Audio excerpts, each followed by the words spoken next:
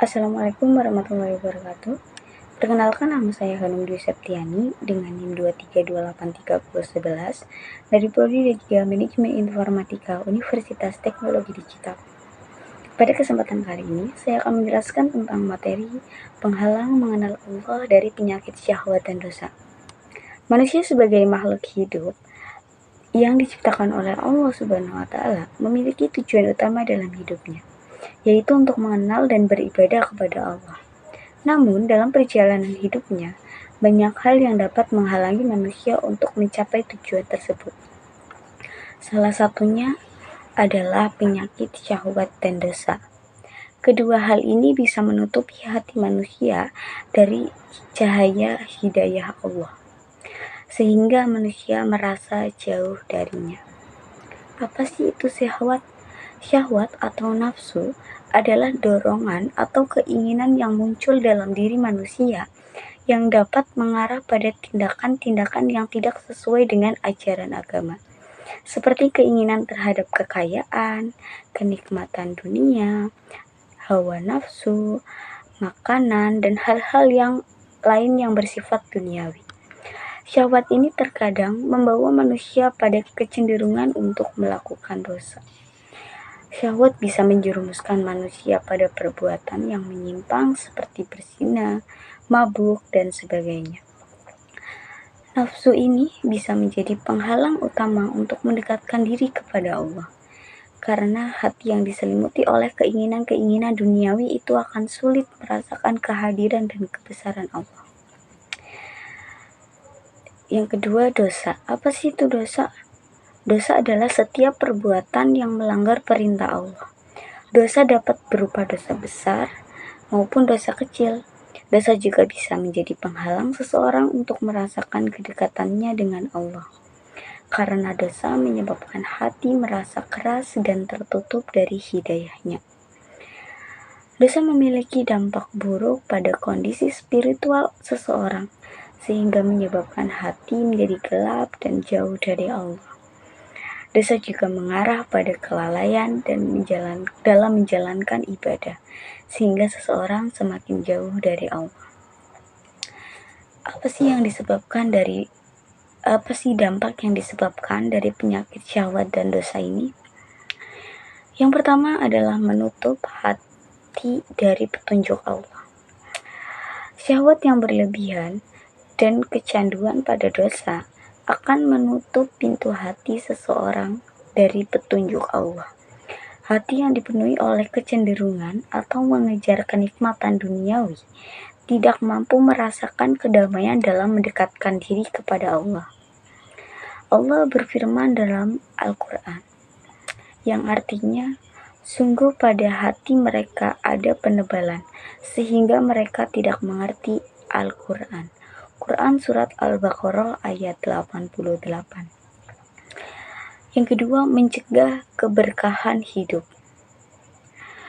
Ketika seseorang terjebak dalam syahwat dan dosa, keberkahan hidup akan hilang.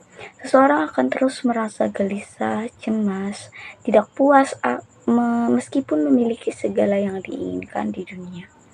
Rasulullah pernah bersabda, sesungguhnya di dalam tubuh ada segumpal darah.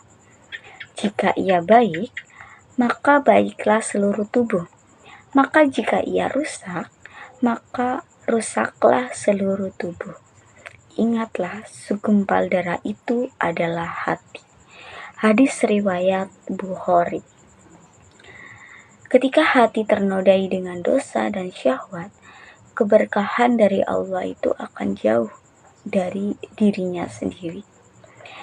Yang selanjutnya adalah kehilangan kedamaian dan ketenangan. Syahwat dan dosa membuat seseorang tentunya tidak puas dan selalu mencari kenikmatan sementara yang tidak pernah memuaskan. Hati menjadi kacau dan jauh dari ketenangan batin. Hanya dapat ditemukan dalam kedekatan dengan Allah Subhanahu wa Ta'ala. Terdapat dalam Quran Surat An-Nahl ayat 97 yang artinya, barang siapa yang mengerjakan amal soleh, baik laki-laki maupun perempuan, dalam keadaan beriman, maka Ia akan memberi kepadanya kehidupan yang baik. Lalu gimana cara mengatasi penghalang ini agar kita bisa mendekatkan diri kepada Allah? Yang pertama, taubat dan menyesali dosa-dosa kita. Langkah pertama untuk mengatasi penyakit syahwat dan dosa adalah dengan bertaubat kepada Allah Subhanahu wa Ta'ala. Taubat yang tulus dan menyesali setiap perbuatan dosa yang akan membersihkan hati kita dari kegelapan dosa dan membuka jalan untuk mendekatkan diri kepada Allah. Dan sesungguhnya aku Maha Penerima Taubat lagi Maha Penyayang. Arti dari Quran Surat At-Taubah ayat 118. Cara selanjutnya adalah mengendalikan syahwat. Mengendalikan syahwat adalah langkah terpenting dalam mengenal Allah. Dengan berusaha menahan diri kita dari keinginan-keinginan yang melampaui batas, seperti kebiasaan buruk atau hawa nafsu, kita dapat memperbaiki diri kita dan mendekatkan hati kita kepada Allah. Rasulullah pernah bersabda, tidak ada yang lebih baik seseorang setelah takdir dari Allah selain istri yang solehah. Hadis riwayat Muslim. Dalam hal ini, pentingnya menjaga diri dari godaan syahwat yang bisa menjerumuskan pada perbuatan dosa. Yang ketiga adalah memperbanyak ibadah dan zikir. Dengan memperbanyak ibadah dan zikir, hati akan menjadi lebih bersih dan mampu merasakan kedekatan dengan Allah Subhanahu wa Ta'ala. Zikir kepada Allah membersihkan hati dan mampu membantu seseorang untuk menjaga fokus dalam hidupnya. Terdapat dalam Quran Surat Ar-Ra'd ayat 28 yang artinya, ingatlah, hanya dengan mengingat Allah hati menjadi tentram. Yang terakhir adalah mengingat ilmu agama. Pentingnya belajar ilmu agama dan memahami ajaran-ajaran Allah serta mengamalkan sunnah Rasulullah SAW akan membantu kita dalam menjaga diri dari godaan syahwat dan dosa. Ilmu agama memberikan petunjuk dan menjalani kehidupan sesuai dengan kehendak Allah.